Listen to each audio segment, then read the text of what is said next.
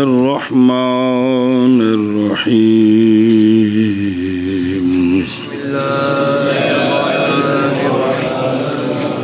پڑھو جی بسم اللہ الرحمن الرحیم صلی اللہ علی نبینا الکریم وعلی آلہ واصحابہ وبارک وسلم بسم اللہ الرحمن الرحیم اللہ علامہ جامی علیہ رحمہ فرماتے ہیں اللہ رحمان رحیم کے نام کے ساتھ شروع کرتا ہوں. کیا کہ جی اللہ رحمان رحیم کے نام کے ساتھ شروع کرتا ہوں. اللہ رحمان رحیم کے نام کے ساتھ شروع کرتا ہوں. وہ حاشیہ نظر آ رہا ہے جی. سوال ہے کہ مصنف علیہ رحمہ نے اپنی کتاب کا آغاز یعنی علامہ جامی وہ کافی میں تو بسم اللہ علیہ تھا کہ اپنی کتاب کا آغاز بسم اللہ سے اس کے بعد الحمدللہ سے کیا. ایسا کیوں کیا؟ ہاں جی سوال ہے کہ علامہ رحمہ اللہ نے اپنی کتاب مصنف علیہ رحمہ نے اپنی کتاب کا آغاز بسم اللہ سے اور اس کے بعد الحمدللہ سے کیوں کیا؟ الحمدللہ سے کیا تو اس طرح کیوں کیا؟ اس طرح کیوں کیا؟ اس کے مختلف جواب. نمبر 1 مصنف علیہ رحمہ نے کتاب الہیہ کی ابتدا کی ہے. پہلا جواب مصنف علیہ رحمہ نے کتاب الہیہ کی ابتدا کی ہے. قرآن مجید میں پہلے بسم اللہ ہے پھر الحمدللہ ہے اس لیے مصنف نے ایسا کیا. ہاں جی کیا کہ جی پہلا جواب مصنف رحمہ اللہ نے کتاب الہیہ کی ابتدا کیا ہے. قرآن مجید میں پہلے بسم اللہ ہے پھر الحمدللہ ہے. اس کی ابتدا کرتے ہوئے مصنف علیہ رحمہ نے بھی پہلے بسم اللہ اور الحمدللہ سے آغاز کیا ہے. دوسرا جواب ہے کہ سنت نبویہ کی اتباع کی ہے. ہاں جی دوسرا جواب یہ ہے کہ سنت نبویہ کی اتباع کی ہے. وہ سنت کون سی ہے؟ وہ ہے کہ آپ صلی اللہ علیہ وآلہ وسلم سے یہ حدیث منقول ہے کل امر ذی بال لم یبدأ فیہ ببسم اللہ فہو ابتر کہ ہر جائز کام جس کی ابتدا بسم اللہ کے ساتھ نہ کی جائے وہ ابتر ہوتا ہے، بے برکت ہوتا ہے، اوترا ہوتا ہے. اور ایک روایت میں بسم اللہ فہو ابتر کی جگہ آتا ہے کل امر ذی بال لم یبدأ فیہ بحمد اللہ فہو اقطع. تو اس وجہ سے اپنی کتاب کو بابرکت بنانے کے لیے چک نہ بڑھ یار بے برکتی سے بچانے کے لیے انہوں نے کتاب کا آغاز کیا ہے پہلے بسم اللہ پھر الحمدللہ سے پھر ہاں جی کیا کہ جی سنت نبویہ کیا ہے کہ حدیث شریف میں نبی کریم صلی اللہ علیہ وآلہ وسلم سے منقول ہے کہ کل امر ہر جائز اور لفظ پڑھنا کل امر ذی بال لم یبدأ فیہ بسم اللہ فہو ابتر. ہر جائز کام کہ جو جس میں بسم اللہ کے ساتھ ابتدا نہ کی جائے بس وہ بے برکت ہو جاتا ہے. وہ کام اوترا اور بے برکت ہوتا ہے. اور ایک روایت میں بے بسم اللہ فہو ابتر کی جگہ ہے بحمد اللہ فہو اقطع. اقطع کہتے ہیں دم بریدہ مراد بے برکت. ہر جائز کام جو بسم اللہ جو الحمدللہ کے ساتھ شروع نہ کیا جائے وہ دم بریدہ ہوتا ہے، وہ بے برکت ہوتا ہے. اس وجہ سے اپنی کتاب کا آغاز مصنف علیہ رحمہ نے بسم اللہ اور الحمدللہ سے کیا ہے. سوال ہے کہ مقصد تو ہے کہ جائز کام کا آغاز اللہ کے نام سے ہو. جائز کام کا آغاز اللہ کے نام سے ہو. تو بسم اللہ سے جب آغاز ہو گیا تو برکت حاصل ہو گئی ہے، بسم اللہ سے آغاز ہو گیا تو برکت حاصل ہو تو لہٰذا الحمدللہ کو ذکر کرنے کا کیا فائدہ؟ جی سوال ہے کہ مقصد تو یہ مقصد ہے کہ کام کا آغاز اللہ کے نام سے ہو، برکت حاصل ہو جائے، تو وہ برکت تو بسم اللہ سے حاصل ہو گئی ہے، تو الحمدللہ کو کیوں ذکر کیا ہے؟ ذکر کرنے کی کیا کیا وجہ وجہ ہے؟ ہے؟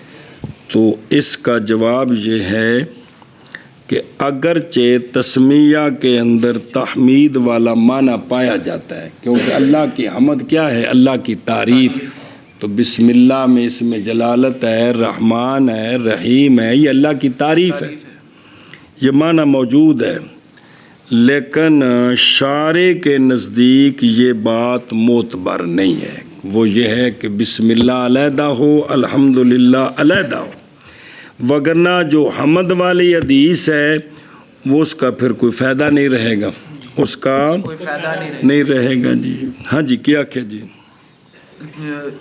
اس کا جواب ہے کہ بسم اللہ کے اندر جواب یہ ہے کہ اگرچہ بسم اللہ میں بسم اللہ میں اللہ حمد کی آ گئی ہے، تعریف آ گئی ہے، لیکن چونکہ حدیث پاک موجود ہے الحمدللہ کے بارے میں، اس لیے شارع کے نزدیک یہ ہے کہ ہر کام کے شروع میں بسم اللہ بھی ہو اور الحمدللہ بھی ہو۔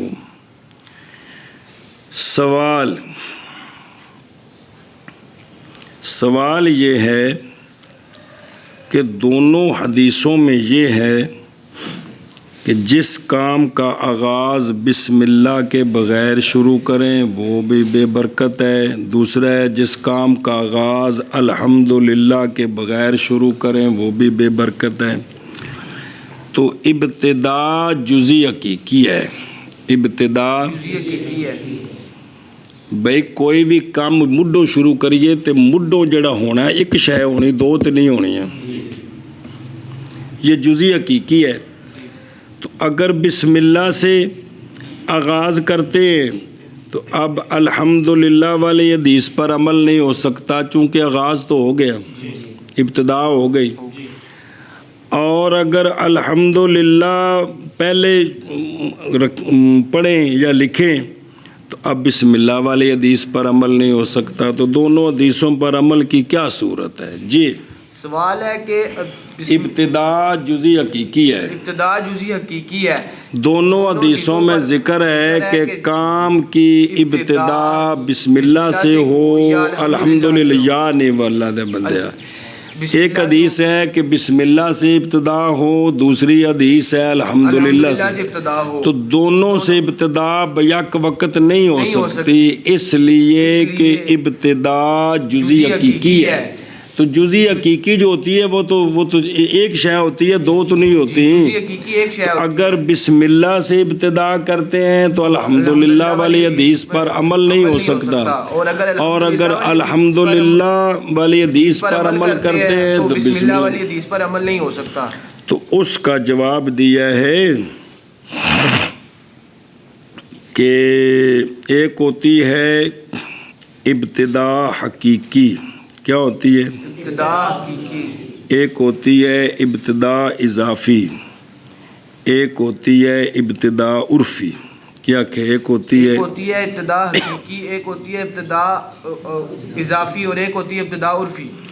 حقیقی تقدیم عن کل ما ادا ہو، کہ جس شے کا آغاز ہو رہا ہے اس شے کی ہر جز سے پہلے ہو، اس شے کی ہر جز سے پہلے ہو، یہ ابتدا کی ہے کہ بالکل شروع میں مبتدا بے جس کی ابتدا کر رہے ہیں اس کی تمام اجزاء سے پہلے، یہ کیا ہوتی ہے؟ ابتدا حقیقی ہوتی ہے۔ اور ایک ہوتی ہے ابتدا اضافی۔ ابتدا اضافی یہ ہے کہ مقاصد سے پہلے ہو، کس سے؟ مقاصد سے پہلے، مسائل سے پہلے، کس سے؟ مسائل سے پہلے، علم ہے تو مسائل سے پہلے۔ ابتدا عرفی وہ ہوتی ہے کہ مقصود سے پہلے، کی مقصود سے پہلے جو کچھ بھی ہوتا ہے اس عرف میں اس کو ابتدائی کہتے ہیں، اس کو ابتدائی کہتے ہیں، سمجھیے۔ کہ مثلاً اٹاں کٹھیاں ہو رہی ہیں، سیمنٹ آ رہا ہے، مسالہ بن رہا ہے، مستری اپنے تیسی کانڈی کر رہے، یہ سارے نو ابتدا ہی کہندے نے۔ کندھ دے شروع ہون تو پہلا جو کچھ ہے نا جنوں آندے نے تمیدی مقدمے، عرف کے اندر یہ ساری ابتدائی ہوتی ہے، عرف کے اندر یہ ساری ابتدائی ہوتی ہے۔ ابتدائی ہوتی ہے۔ تو یہ تین قسم کی ابتدا ہوتی ہے، حقیقی، اضافی، عرفی۔ اب جواب یہ ہے کہ بسم اللہ والی حدیث میں جو ابتدا ہے اس سے مراد ابتدا حقیقی ہے، اس سے مراد ابتدا حقیقی ہے کہ ہر کام سے پہلے بسم اللہ ہو، اور الحمدللہ والی حدیث میں جو ابتدا ہے اس سے مراد ابتدا اضافی ہے کہ مقاصد سے پہلے ہو۔ قاصد سے پہلے اب دونوں حدیثوں پر عمل ہے، دونوں حدیثوں پر عمل ہے۔ بسم اللہ سب سے پہلے ہے اور الحمدللہ نحو کے مسائل سے پہلے، نحو کے مسائل سے پہلے، لہذا دونوں پر عمل ہو گیا۔ کیا کہ جی جواب ایک ہوتی ہے ابتدا حقیقی، ابتدا حقیقی بسم اللہ والی حدیث جو ہے وہ ابتدا، وہ اس میں جو ابتدا ہے اس کو حمل کریں گے ابتدا حقیقی پر، اور الحمدللہ والی حدیث میں جو ابتدا ہے اس کو حمل کریں گے ابتدا اضافی پر۔ دونوں حدیثوں پر عمل ہو گیا کہ دونوں حدیثوں پر عمل ہو گیا۔ عمل ہو گیا جی۔ وہ کس طرح ہو گیا کہ کہ بسم اللہ سب سے پہلے، اور الحمدللہ مقاصد سے پہلے۔ مقاصد کون؟ نحو کے مسائل، ان سے تو پہلے۔ آگے سمجھے، یا دونوں حدیثوں میں ابتدا عرفی مراد لیں گے، یا دونوں حدیثوں میں ابتدا عرفی مراد لیں گے۔ تو ابتدا عرفی کون ہوتی ہے؟ جو مقاصد شروع کرنے سے پہلے جو ہوتا ہے وہ ابتدائی ہوتی ہے۔ تو اب بسم اللہ اور الحمدللہ مقاصد سے تو پہلے ہی ہیں، مقاصد سے پہلے ہیں، لہذا ٹھیک ہے۔ کیا کہ جی، اور یا دونوں یا یہ جواب دیں گے کہ دونوں حدیثوں میں جو ابتدا ہے اس میں ابتدا عرفی ہے۔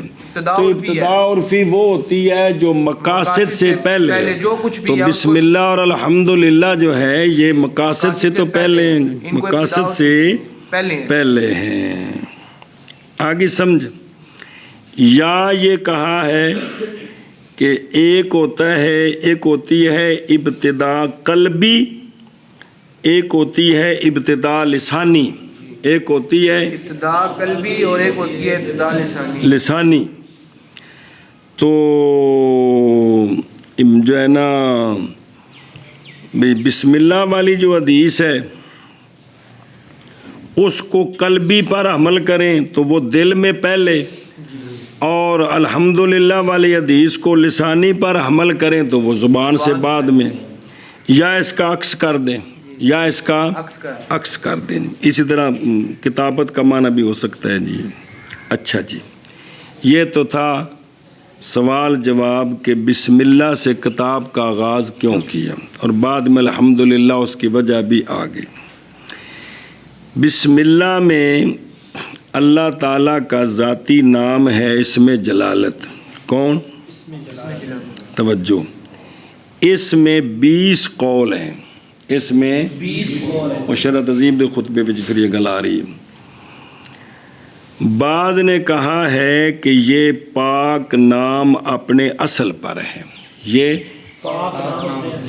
اسی طرح ہے، اس کی وضع اسی طرح ہے، اللہ، اس کی وضع اللہ، جیسا کہ اللہ کی ذات میں کوئی تغیر نہیں ہے اس کے نام میں بھی کوئی تغیر نہیں ہے، جیسا کہ اللہ کی ذات میں کوئی تغیر نہیں ہے اس کے نام میں بھی کوئی تغیر نہیں ہے۔ آگے سمجھے، تو پہلا مذہب یہ ہے کہ اس میں جلالت اپنی اصل مذہب اسی طرح ہے، اللہ۔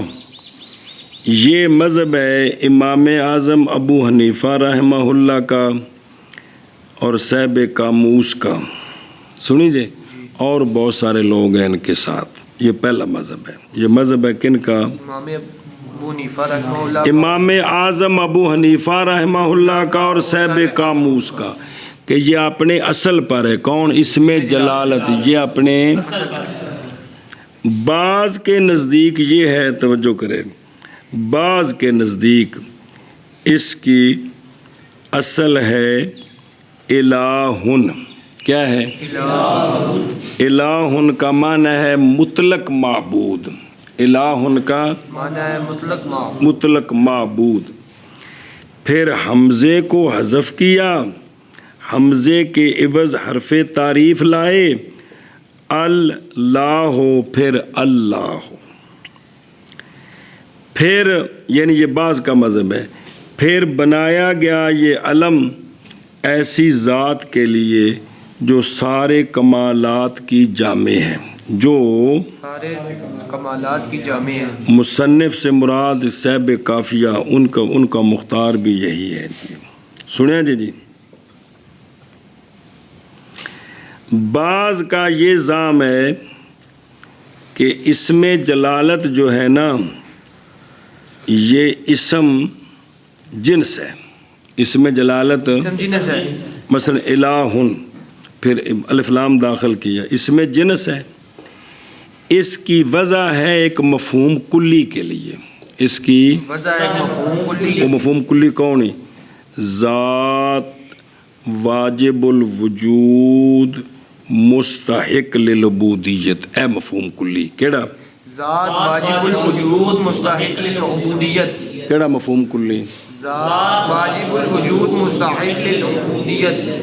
وضع تو اس کے لیے ہے، لیکن ایسی ذات جو جس کا ہونا ضروری ہو، نہ ہونا محال ہو اور عبادت کی مستحق ہو، وہ تو ایک ہی ذات ہے. وہ تو لہٰذا پھر یہ اسم جنس ایک فرد میں بند ہو گیا. پھر یہ اس میں جنس ایک فرد میں بند ہوگا. یہ ایک قول چل رہا ہے. بعض نے کہا ہے کہ اس میں جلالت کیا ہے؟ اس میں جنس ہے. اور اس کی وجہ ہے کس کے لیے؟ مفہوم کلی کون؟ ذات واجب الوجود مستحق للعبودیت. لیکن چونکہ یہ مفہوم کلی سچا صرف ایک ذات پہ آتا ہے. کون؟ ذات باری تعالیٰ. اس لیے یہ جنس بند ہو گئی ایک فرد میں. یہ جنس بند ہو گئی. یہ بعض کا مذہب سمجھ آ رہی ہے. علامہ تفتزانی نے تلخیص کی شرح مراد وہ مطول اور مختصر المانی، اس میں علامہ نے ان پر اعتراض کیا ہے اس مذہب پر جو کہتے ہیں کہ اس کی وضع کس کے لیے؟ جنس کے لیے. اسم جنس کے لیے، اللہ کی ذات کے لیے وضع نہیں، جنس کے لیے. اس میں جنس ہے، وضع ہے مفہوم کلی کے لیے. وضع مفہوم کلی کے لیے وہ کیا ہے؟ مفہوم کلی ذات واجب.